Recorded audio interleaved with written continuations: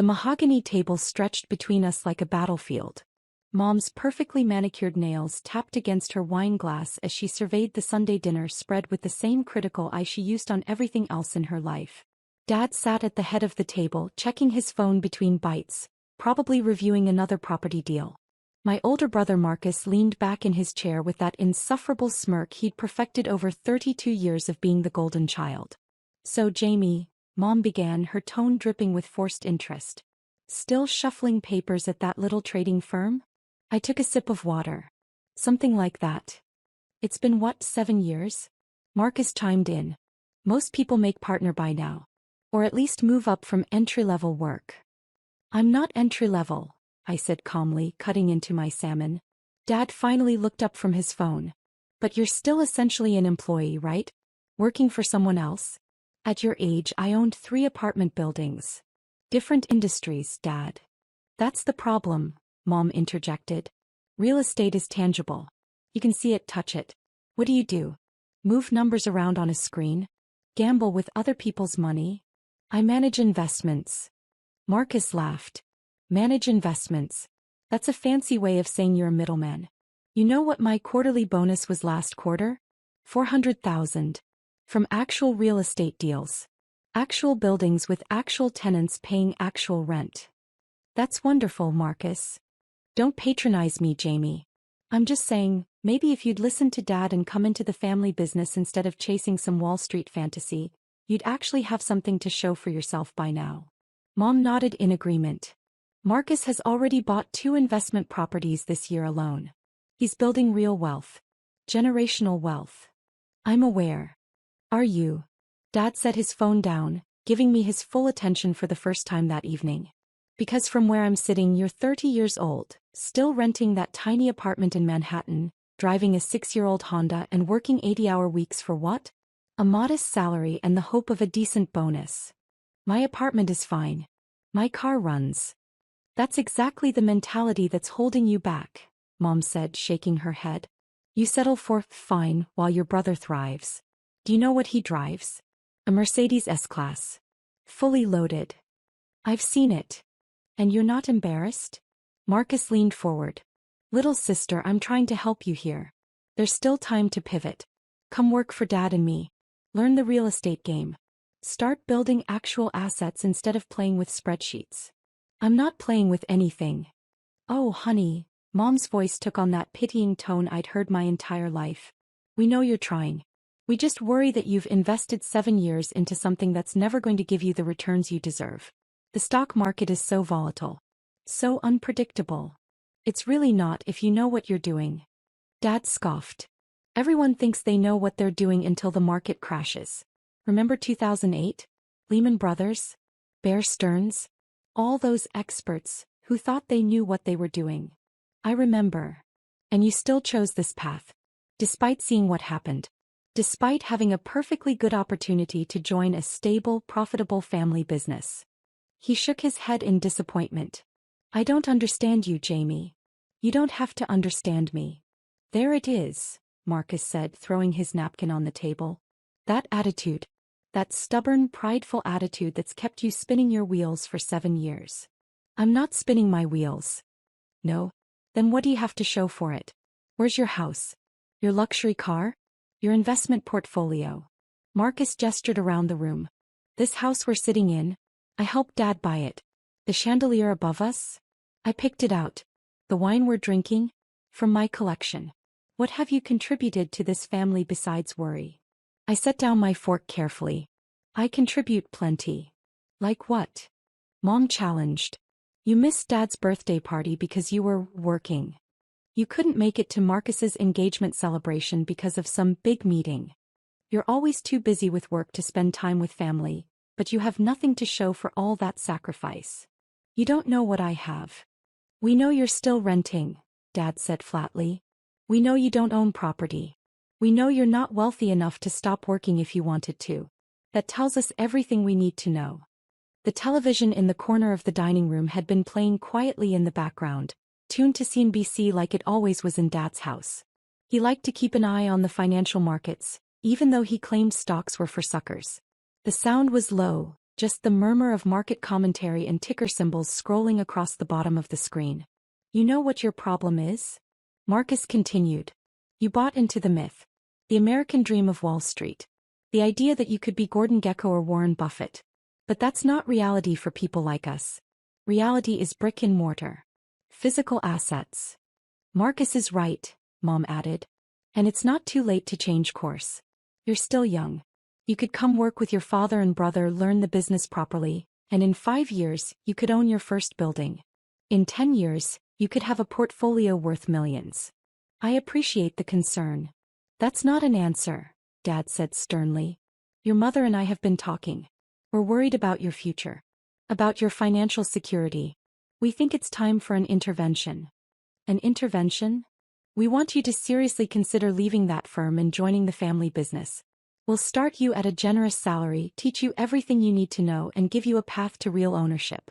Real wealth. I took another sip of water. That's not necessary. Jamie, please. Mom's voice cracked slightly. We're not trying to hurt you. We love you. We just want to see you succeed. Is that so wrong? I am succeeding. How? Marcus demanded. Show us. Prove it. Show us your bank account. Show us your investment portfolio. Show us anything that proves you're not just treading water while lying to yourself about being successful. I don't need to prove anything to you. Because you can't, Dad concluded. Because there's nothing to show. You're a stockbroker, Jamie. A middleman. An employee. And there's no shame in that, but let's at least be honest about what it is. I'm not just a stockbroker. Then what are you? Marcus challenged. Enlighten us. What's your impressive title? Senior associate? Vice president? Those are just fancy words for employee. I manage a portfolio. Whose portfolio? Mom asked. Your clients? So you manage other people's money, take a percentage, and call that success? Honey, that's not building wealth. That's earning a salary with extra steps. The television suddenly got louder. Someone had turned up the volume. I glanced over to see one of the CNBC anchors looking excited, the breaking news banner flashing across the screen. We're interrupting regular programming for breaking financial news, the anchor announced. After months of speculation, we can finally reveal the identity of the mysterious investor known only as JM, who has been making waves in the financial world with unprecedented returns. Can someone turn that down? Dad asked irritably. We're having a family discussion. But Marcus had frozen, staring at the screen. Wait. Hold on. JM has been described as the most brilliant investment mind of this generation, the anchor continued. Operating in complete secrecy for the past 7 years, this portfolio manager has achieved returns that Wall Street analysts are calling mathematically impossible. Today, in a mandatory SEC disclosure filing, the identity has been revealed. Mom's hand went to her throat. Jamie, that's your firm. The portfolio manager is 30-year-old Jamie Michelle Chin, and the total portfolio value is being reported at $3.2 billion. The dining room went completely silent except for the television. Billion. Dad whispered. Over the past 7 years, the anchor continued, Ms. Chin has transformed an initial personal investment of just $50,000 into a multi-billion-dollar portfolio through a combination of early-stage venture capital investments, strategic options trading, and what insiders are calling predictive analytics that border on clairvoyance. Marcus's face had gone pale. That's not possible. Among her notable investments, she was the first outside investor in a now major electric vehicle company, providing crucial seed funding in 2018. She held a significant stake in 3 separate pharmaceutical companies that all successfully brought drugs to market. She predicted and profited from 4 separate market corrections. And according to SEC filings, she personally owns between 5 and 8% of 12 different Fortune 500 companies. Jamie. Mom's voice was barely audible. I continued eating my salmon. Financial analysts are calling this the most impressive individual investment performance in modern history, the anchor said. Her 7-year compound annual growth rate exceeds 200%. For context, Warren Buffett's lifetime CAGR is approximately 20%. Ms. Chin has revolutionized quantitative investing. Dad grabbed the remote and turned the volume up higher. We go now to our Wall Street correspondent who's outside Chin Capital Management. Sarah. The screen switched to a reporter standing outside a sleek Manhattan skyscraper that I recognized immediately because I'd bought it 3 years ago. The name, Chin Capital, was visible in gleaming letters behind her. Tom, the scene here is absolute pandemonium. Within minutes of the SEC filing going public, investors have been calling, emailing, and literally showing up at the building trying to get their money into Jamie Chen's funds. Her firm has been operating under a strict invitation-only policy, with a minimum investment of $10 million and a waiting list that industry insiders say is longer than Harvard's. Marcus made a choking sound. What makes this revelation even more remarkable, Sarah continued, is Chen's age. At 30 years old, she's the youngest self-made billionaire in finance, and she did it entirely through her own investment acumen, not inheritance or a lucky IPO. She's been described by former colleagues as frighteningly intelligent and able to see patterns that computers miss. Turn it off, Marcus said hoarsely. We've obtained statements from several of Chen's early clients, Sarah went on. One tech entrepreneur says Chen turned his $2 million investment into $47 million over 6 years. A retired CEO credits Chen with growing his $20 million retirement fund to $380 million. The returns are unprecedented. Mom was staring at me with her mouth open. What's particularly interesting, the anchor interjected, is Chen's personal holdings. According to the SEC filing, her personal wealth is estimated at $3.2 billion, but that's separate from the $14 billion in assets she manages for clients. Combined, she's responsible for over $17 billion in investment capital. $17 billion, Dad repeated numbly. Industry experts are already calling her the most sought-after investment manager in the world. Her fund is closed to new investors, and existing clients reportedly have contractual agreements preventing them from withdrawing funds for at least 5 years. Those contracts, which seemed restrictive at the time, now look like the best decision those investors ever made. My phone, sitting face down next to my plate, began vibrating continuously. Then Dad's phone lit up. Then Mom's. Then Marcus's. We're also hearing, Sarah added, that Chen owns significant real estate holdings in Manhattan, including the building we're standing in front of, valued at approximately $200 million, and a personal residence in Tribeca purchased for $45 million in cash 3 years ago. Marcus pushed back from the table, his chair scraping loudly. This is a joke. This is some kind of prank. Her investment strategy is being compared to legends like George Soros and Peter Lynch, the anchor continued. But what sets Chen apart is her age and the speed of her success. 7 years. 50,000 to $3 billion in 7 years. It's a financial fairy tale, except it's completely real and documented. I finally looked up from my plate. Can someone pass the salt? Nobody moved. We understand Chin Capital Management will be holding a press conference tomorrow morning, Sarah said. Given the market impact of this disclosure, several stocks Chin is known to hold have already jumped 10 to 15% in after-hours trading. This could be one of the most watched financial events of the year. Dad found his voice first. Jamie, is this real? The salt, please. Marcus grabbed his phone and started typing frantically. Mom just stared at me like she'd never seen me before. Dad's face had gone from pale to red and back to pale again. According to sources, the anchor continued, Chin has been personally interviewed by the Treasury Secretary about her investment models. The SEC has reviewed her trading patterns 3 separate times and found no irregularities, just remarkably prescient decision-making. MIT has reportedly offered her a position as visiting professor of financial engineering. You told us you managed a portfolio, Mom whispered. I do. A $17 billion portfolio. Technically $3.2 billion is mine. The rest belongs to clients. Marcus slammed his phone down. It's true. It's all over Bloomberg, Reuters, the Wall Street Journal. You're everywhere. They're calling you, they're saying you're the most successful investor of her generation, Dad finished, reading from his own phone.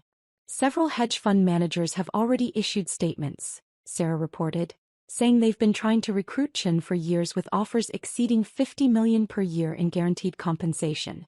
She's turned them all down to run her own firm. $50 million per year? Mom's voice had gone up an octave. In salary alone, the anchor clarified. plus carried interest on returns which would likely have doubled or tripled that figure. But Chin apparently values independence over compensation. We also have reports, Sarah added, that Chin has made substantial philanthropic contributions under a private foundation. Approximately $200 million to various educational and scientific research initiatives over the past 3 years, though she's kept those donations anonymous until now. I reached across the table myself and grabbed the salt shaker. Jamie, Dad's voice was strange, like he was talking to a stranger. Why didn't you tell us? I tried to. You kept interrupting. You said you managed investments. I do.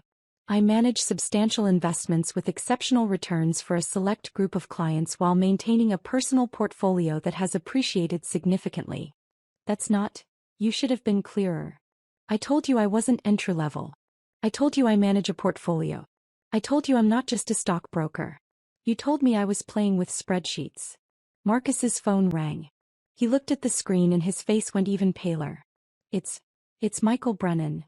Who? Mom asked. The CEO of Brennan Development. One of the biggest real estate developers in the city. Why would he be calling me? He answered with a shaking voice. Hello. Yes, this is Marcus. But, what? No, she's my sister. I don't know if. Can you hold on? He looked at me with wide eyes. He wants to know if I can introduce him to you. He's been trying to get a meeting for 2 years. I took a bite of salmon. I'm busy. She's busy, Marcus repeated into the phone. No, I don't think. I can't promise. I'll try. Thank you. He hung up. He said his investment fund has been trying to become a Chin Capital client since 2021. He said he'd consider it a personal favor if I could facilitate an introduction.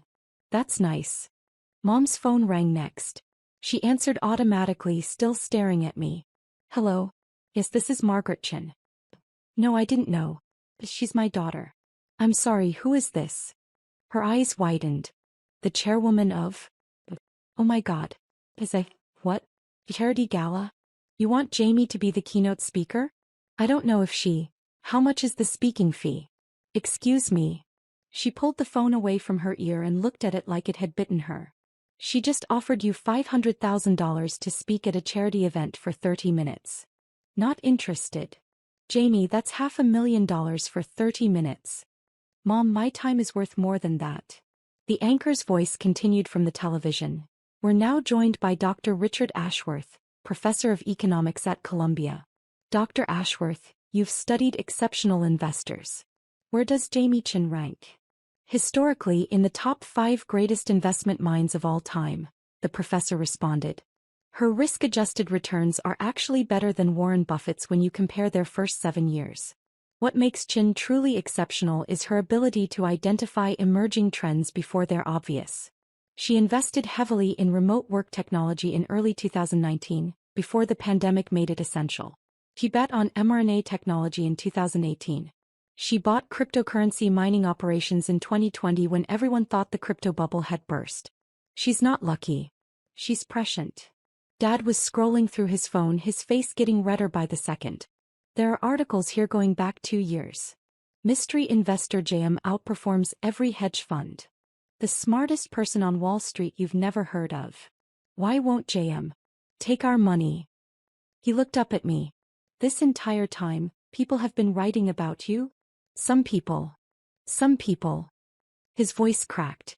You're being compared to Warren Buffett. The New York Times called you the most important financial mind of the 21st century. That's hyperbolic. Marcus had gone back to his phone, frantically reading. Your building, the one you work in, you own it? The whole building? Yes. It's worth $200 million? Approximately. The valuation fluctuates based on market conditions. And you bought it with cash?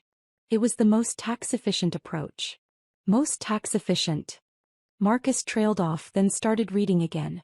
His voice got quieter. You also own a townhouse in Tribeca purchased for $45 million. A penthouse in London worth £30 million. A beach house in Malibu valued at $28 million. And a private island in the Bahamas. The island was a strategic purchase. The previous owner was desperate to sell and I got it below market value. Below market value, Mom repeated faintly. How much is a private island at below market value? 12 million. She made a small whimpering sound. Let's return to the market impact, the anchor said, pulling up a chart. In the hour since Chen's identity was revealed, total market capitalization has increased by approximately $70 billion, primarily in stocks she's known to hold. This is the Jamie Chen effect, and it's already being studied by economists. 70 billion? Dad whispered. The SEC filing revealed her major positions, the analyst explained. When the market sees that Jamie Chen owns significant stakes in these companies, investors assume she knows something they don't. Because historically she does. Her track record is perfect. Every major position she's held has appreciated by at least 300%. Marcus's phone rang again. Then Dad's. Then Mom's. All three of them stared at their devices like they were seeing phones for the first time. It's the Caldwells, Mom said, referring to their country club friends. They want to know if you're accepting new clients. No. Jamie, they're offering to invest $50 million. I'm not accepting new clients. I have a waiting list of qualified investors offering substantially more than that. Dad answered his phone. Hello, Bill. She doesn't. I'm not her financial advisor. I'm her father. I don't have that kind of influence. Yes, I'll mention it, but I understand it's urgent. Everyone's calling. Yes. Goodbye. He set the phone down carefully. That was Bill Richardson. He runs the Richardson Fund. I know who he is. He manages $8 billion. I'm aware. He wants to invest with you. All $8 billion. He says your returns are so far beyond industry standards that even with your 2-and-20 fee structure he'd still come out ahead. Tell him no. Jamie, he's offering you $8 billion. I don't need it. I'm selective about my clients. Mr. Richardson doesn't meet my criteria. Your criteria? Marcus's voice was strangled. You're turning down $8 billion? Do you know what our entire family business is worth? About $200 million across all properties. You just turned down 40 times our family's total net worth. Different investment philosophies. The television had switched to a split screen with multiple financial experts. The question everyone's asking, one analyst said, is what's next for Jamie Chen? At 30 years old with $3 billion in personal wealth, will she retire? Start a hedge fund? Run for office? Sources say she's deeply private, another expert responded. She's apparently turned down hundreds of media requests over the years. This SEC filing was mandatory, she couldn't avoid it once her holdings crossed certain thresholds. But by all accounts she prefers to work quietly. Smart, a third analyst interjected. Her edge is in seeing things others miss. Media attention could compromise that. My phone continued vibrating. I turned it face down again. Aren't you going to answer that? Mom asked weakly. It's just my assistant letting me know that the press has figured out where I live. Building security is already handling it. Building security, Dad repeated. You're building security. Yes. Because you own the building. Yes. The $200 million building. I think we've established that. Marcus suddenly stood up, walked to the window, then walked back, then sat down again. I told you that you should come work in real estate. I said you were wasting your time with stocks. I called you a middleman. You did say that. I bragged about my $400,000 quarterly bonus. Yes. Your quarterly returns are probably, what? Hundreds of millions. Last quarter was good. How good? The portfolio appreciated by approximately $900 million. Mom made that whimpering sound again. But that's not typical, I added. Some quarters are less. Some are more. It averages out. Dad's phone rang again. He looked at it, then looked at me. It's Howard Berkowitz. The real estate developer? He wants to know if you'd consider investing in his new project. He needs $200 million in capital. What's the projected ROI? He says 12% over 5 years. I shook my head. No. Jamie, that's considered a very good return in real estate. It's terrible compared to my usual returns. Why would I accept 12% when I can generate 200%? Because. Dad trailed off. Because Because you thought real estate was better than stocks? He set his phone down and put his head in his hands. We need to talk about this, Mom said, her voice shaking. We need to understand. 7 years, Jamie. 7 years you let us think you were struggling. We worried about you. We felt sorry for you. I tried to tell you I was fine. Fine? Fine? You're a billionaire. That's not fine, that's extraordinary. It's just numbers, Mom. Just numbers. Marcus laughed, a slightly hysterical edge to it. Just numbers. He says it's just numbers. Jamie, do you understand what you've done? You've beaten the entire financial system. You've outperformed every professional investor on the planet. You're richer than some countries. That's also hyperbolic. Is it? He grabbed his phone again. Your net worth of $3.2 billion puts you above the GDP of 23 countries. You have more money than the annual budget of most cities. You could buy our family business 50 times over and still be a billionaire. But I wouldn't want to. The silence that followed was deafening. Why not? Dad finally asked, his voice small. Because real estate is tangible, remember? You can see it, touch it. But the returns are mediocre compared to strategic equity investments with proper analysis and timing. You're throwing our words back at us, Mom whispered. I'm just stating facts. You built a successful business. It's worth approximately $200 million, generates good cash flow, and provides a comfortable lifestyle. That's admirable. It's also a rounding error in my portfolio. Marcus stood up again, this time walking to the bar and pouring himself a drink with shaking hands. When did this happen? When did you become this? I've always been this. You just weren't paying attention. We paid attention. We had dinner every month. We talked. I listened. There's a difference. Dad's face was still in his hands. All those times we gave you advice about your career. You gave advice based on your understanding of success. Your understanding was incomplete. We told you to be more like Marcus. Marcus flinched. You did. And Marcus has done very well for himself. 400,000 quarterly bonuses are excellent in the real estate sector. He should be proud. Don't patronize me, Marcus said quietly. I'm not. I'm being sincere. You're successful by conventional standards. You drive a nice car, own nice properties, have a good reputation. That's worth something. But it's nothing compared to you. It's different from me. Not nothing. Mom's phone lit up again. She didn't even look at it. What do we do now? You continue with your lives.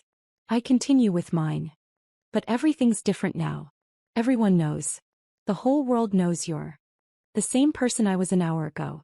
The only difference is now other people know what I already knew. We should have known, Dad said, his voice muffled by his hands. We're your parents. How did we not know? I told you. Multiple times. You chose not to hear it. You said you managed investments. I do. You should have said you were a billionaire. Why? Would it have changed how you treated me? Would you have been less dismissive?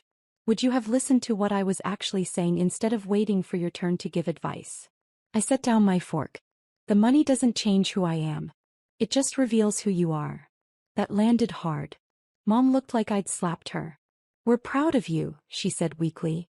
We've always been proud. No, you weren't. You were disappointed. You thought I was wasting my potential. You felt sorry for me because I drove an old Honda and rented an apartment. We just wanted better for you. You wanted what you understood. Real estate. Physical assets. Something tangible. You couldn't comprehend that I was building something you couldn't see. Marcus finished his drink and poured another. So what happens now? You're going to cut us off? Punish us for not recognizing your genius? No. Nothing changes. We'll still have dinners. You'll still give me unsolicited advice about my career. Mom will still worry about my lifestyle. Dad will still check his phone at the table. But you're not going to tell us anything about your actual life. I've been telling you for 7 years. You weren't listening. The television had moved on to expert panels discussing the broader implications of my disclosure. One economist was arguing that my success proved market efficiency was a myth. Another was insisting I was a statistical anomaly. A third was calling for regulatory investigation, not because I'd done anything wrong, but because my return seemed too good to be true. They're going to investigate you, Dad said, looking at the screen. They already have. 3 times. The SEC knows exactly how I operate. Everything is legal, documented, and transparent.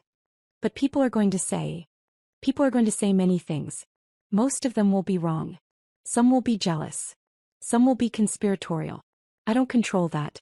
I only control my investment decisions. Mom reached across the table, then pulled her hand back, unsure. Can we start over? Can I understand what you actually do? I identify undervalued assets with significant growth potential, invest strategically, manage risk through diversification and options hedging, and compound returns over time while minimizing tax liability. I don't know what half of those words mean. I know. Can you explain it in terms I'd understand? I could. But you wouldn't be interested. You think stocks are gambling. You think real estate is superior. You think I should be more like Marcus. I don't think that anymore. You thought it an hour ago. She didn't have an answer for that. Marcus's phone buzzed with a text. He looked at it and went pale again. My boss just texted me. He wants to know if I can introduce him to you.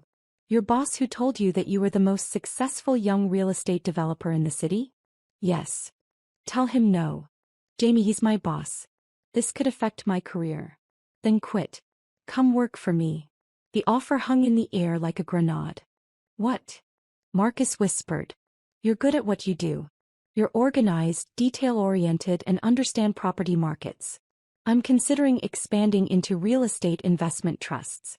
I need someone who knows the sector. Starting salary is $2 million per year plus performance bonuses that could reach 8 figures. His mouth opened and closed silently. But you'd be an employee. Working for your little sister. Taking direction from someone you called a middleman. Can your ego handle that? I don't. Think about it. The offer expires when I leave tonight. Dad finally lifted his head. You'd hire your brother after everything he said? He's qualified.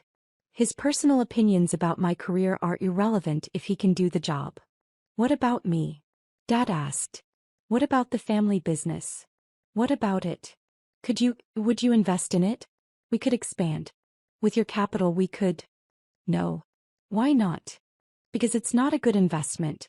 Your returns are mediocre, your growth strategy is limited by your risk tolerance, and your management style is too conservative for the kind of expansion that would justify my capital. Dad looked like I'd punched him. I'm not saying you're bad at what you do. You've built a successful business. But successful and investable are different things. I can get better returns elsewhere. So that's it. Your family business isn't good enough for you. It's not personal. It's mathematics. My responsibility to my clients is generating maximum risk-adjusted returns. Investing in your business would compromise that responsibility. We're your family. Which is why I won't insult you by making a charity investment. You've spent 7 years telling me real estate is superior to stocks. You should be relieved I'm not bringing my inferior investing skills into your business. Mom made a choking sound that might have been a laugh or a sob. My phone vibrated again. I checked it this time. I need to go. My security team says there are reporters outside my apartment. Your apartment that's worth $45 million, Marcus said dully. Yes. The apartment we thought was small and embarrassing. You thought that. I liked it fine. I stood up, placing my napkin on the table. The television was still going, now showing footage of the building that housed Chin Capital Management, reporters crowding the entrance, investors arriving with briefcases. Thank you for dinner, Mom. The salmon was excellent. Jamie, wait. She stood up too, tears in her eyes. I'm sorry. We're all sorry. We didn't understand. We should have listened better. We should have believed in you. You should have. But you didn't. And that tells me something important about where we stand. What does it tell you? Dad asked quietly. That you love me conditionally. When you thought I was unsuccessful, you were embarrassed. Now that you know I'm wealthy, you're proud. But I'm the same person. The money didn't change me. It just changed how you see me. That's not fair, Marcus protested weakly. Isn't it? An hour ago you were offering to let me work for Dad as a favor. Now you want me to invest in the family business. An hour ago Mom was pitying me for driving an old car. Now she wants to understand my work. What changed? No one answered. I'll see you next month for dinner. Same time, same place. And we can all pretend this conversation never happened while you give me advice about my life that you're spectacularly unqualified to give. I walked to the door. Behind me I heard Mom start to cry. Dad's phone rang again. Marcus poured another drink. The television continued its breathless coverage of the financial world's newest sensation. At the door I turned back one last time. They were all frozen in place, looking lost in their own home, like they'd been displaced by the revelation of who I really was. For what it's worth, I said quietly, I never wanted you to feel small. I just wanted you to see me clearly. You never did. I left them there, surrounded by their tangible assets and their shattered assumptions, while CNBC speculated about my next move and my phone continued its endless vibrating. The drive back to Manhattan was quiet except for the notifications I'd muted. The Honda ran fine just like I'd told them. Money didn't change what I needed from a car. But it had changed everything else. Tomorrow I'd hold that press conference. The world would want to know my secrets, my strategy, my plans. They'd offer me everything, partnerships, positions, platforms. I'd turn them all down. Because the only validation I'd ever needed was the kind my family couldn't give me until everyone else already knew the truth. And by then it was too late to matter. The numbers on my portfolio continued to grow, compounding and multiplying, building wealth that I'd never asked for their permission to create. Turns out I didn't need their belief after all. I just needed to be right. And I was.